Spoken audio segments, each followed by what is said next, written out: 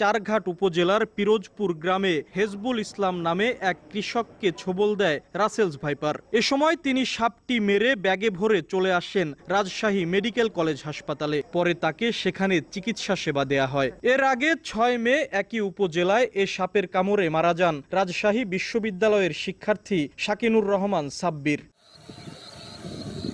রাজশাহীর পর এবার এ সাপের দেখা মিলল রাজবাড়ীর গোয়ালন্দ উপজেলার চরাঞ্চলে। এরই মধ্যে এসব চরে গত ১.৫ মাসে এ সাপের কামড়ে প্রাণ গেছে ৩ জনের। এরপর থেকে মাঠে যেতেই ভয় পাচ্ছেন কৃষক। আমার স্বামী নদীর পাড়ে মাছ ধরতে গেছে, সেইখান থেকে রাসেল ভাইপার সাপে তারে কাটছে।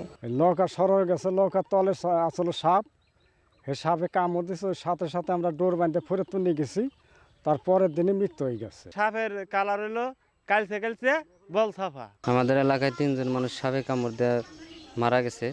আমরা মনে করলেন খুব আতঙ্কের ভিতরে, ভয়ের ভিতরে আছি। মাঠে নামা খুব ভয় পারতেছি, রাস্তায় নামবার পারতেছি না সাপের ভয়তে। এখন জানায় এরই মধ্যে চরাঞ্চলের কৃষকদের মাঝে গামবুট সরবরাহ ও সাপ বিশেষজ্ঞ দিয়ে সচেতনতামূলক সমাবেশ করার উদ্যোগ নেওয়া হয়েছে।